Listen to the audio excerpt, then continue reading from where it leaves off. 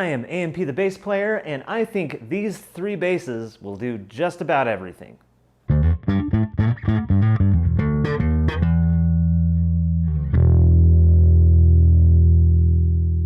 Okay, so right here at the top, let me acknowledge one important thing. You can play any style of music on any bass. The way you play is arguably a lot more important than the gear you have. The cliche thing is the tone is in the fingers, and while that's cliche, it's kind of true. Did I say cliche twice just there?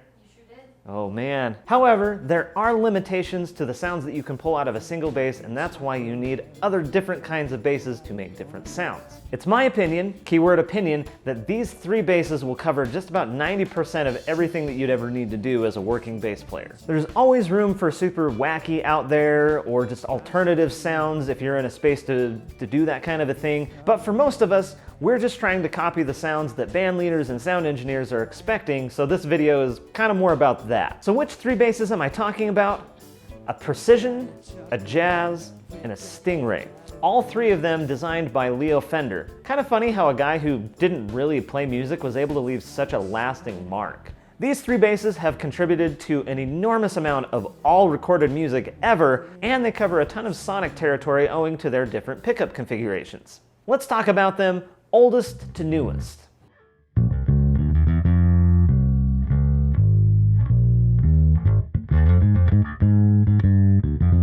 The Stalwart P-Bass is a real salt-of-the-earth bass. It's probably the most popular and widely used of all time. It's such a simple bass, having just a single pickup and then a volume and a tone control and nothing else. But there are a couple of really clever elements to its design. For example, the split coil pickup cancels hum, which is a problem in one of the other basses that we'll talk about. The pickup is also in the perfect position between the nut and the bridge to produce a lot of fundamental. It's a really, really good sound. With flat wound strings or with the tone knob turned all the way off, this is sort of the classic Motown sound.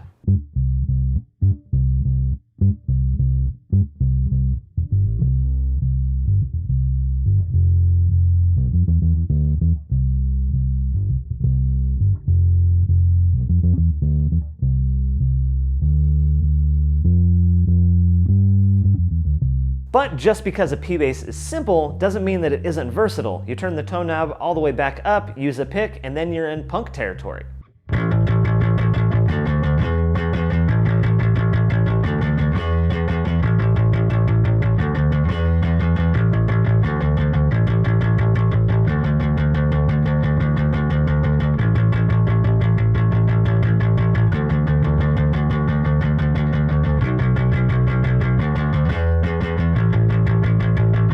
Lots of prominent bass players over the years have made their name on P-basses, namely James Jamerson, Carol Kaye, Roger Waters, Donald Duck Dunn, Dee Dee Ramone, Sting, Steve Harris, Duff McKagan, Nate Mendel, Mike Dirnt, a huge range of players and sounds, all coming out of the same simple style of bass.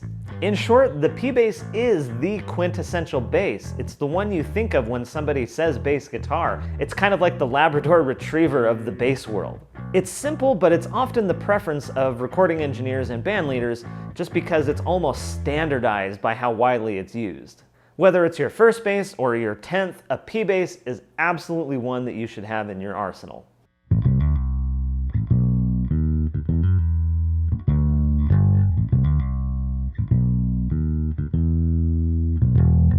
The Jazz Bass was Fender's follow-up to the Precision, and it is no less iconic. In many ways, it improves upon the playability of the P-Bass because of its thinner neck and offset body. Its dual single coil pickups make it capable of a ton of different tones. Now, while its name would suggest that it was intended for jazz music, that was mostly just a marketing term to try and get jazz players to pick it up over their uprights. The versatility of the Jazz Bass has landed in a variety of styles, most notably slap bass.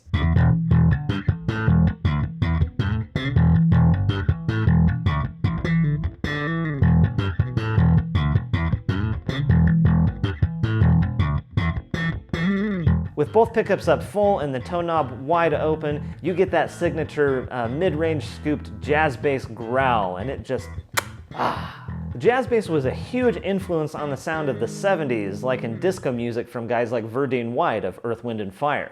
You also have guys like Jocko with their signature bridge pickup only style sound in like the jazz prog world. And then you also have guys like John Paul Jones of Led Zeppelin bringing it into the rock world.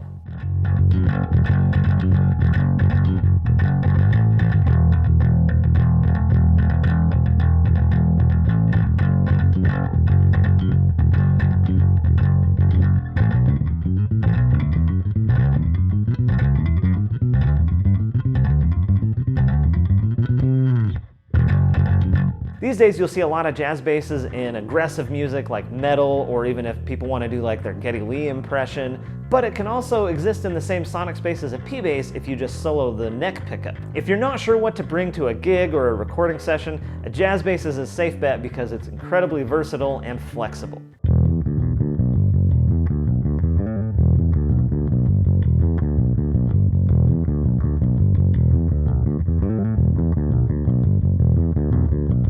Now, if you want it hotter, you gotta reach for something with humbuckers, and the Stingray is the perfect bass for it. Equipped with a 9-volt battery, the Stingray has onboard EQ controls, giving you more options to change your tone right directly on your instrument. As a rule of thumb, I like to use my amps EQ to suit the room, and then my bass's controls to suit the song, and having onboard EQ right on your bass makes that really easy.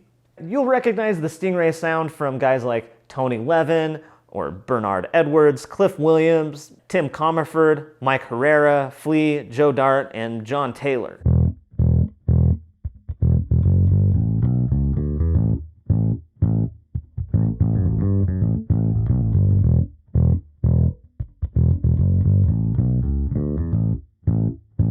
Now, Stingrays come in both a single humbucker and a double humbucker, but the single humbucker is the one that you'll probably see the most often. The original Stingray debuted in the 70s, and the double humbucker didn't show up until the early 2000s, so that's probably why.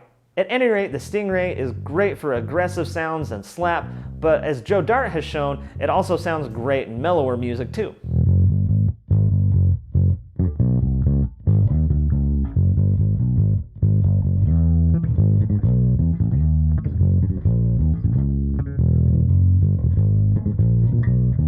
So between the Precision, the Jazz, and the Stingray, you have what I affectionately call the Holy Leo Trinity, an extremely powerful combination of basses that will cover just about anything you'd ever want to do. Everything from Motown to metal, from jazz to prog, from punk to ska. Because these basses are so classic and popular, a lot of other basses out there are basically just copies or variations on these three designs. Now that said, there are a couple of things that these three basses won't do. The oldest example of a gap in the Trinity that I can think of is the Rickenbacker. Released in 1959, the Rick is an iconic piece of rock history, first popularized by Sir Paul McCartney of the Beatles, who is objectively the best Beatle, and no, I will not be taking questions. Now there are certain Rick sounds that you can kind of sort of get out of other basses. For example, the neck pickup on the jazz bass is going to sound kind of similar to the neck pickup on a Rick, but there's a little bit of a subtle difference there. It's not quite the same. And also, Ricks tend to be a pretty divisive instrument. You either love them or you hate them.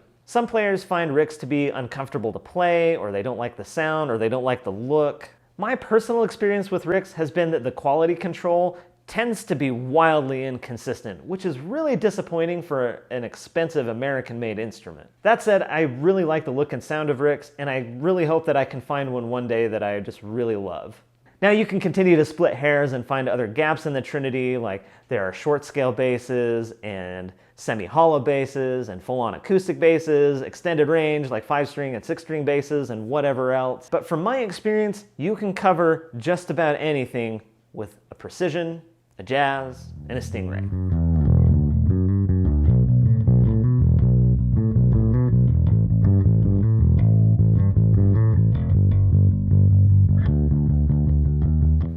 Hey, thank you for watching my video. I hope it was enjoyable and entertaining and educational and great. I'd love to know your thoughts though. Let me know down in the comments what your #1 essential bass is.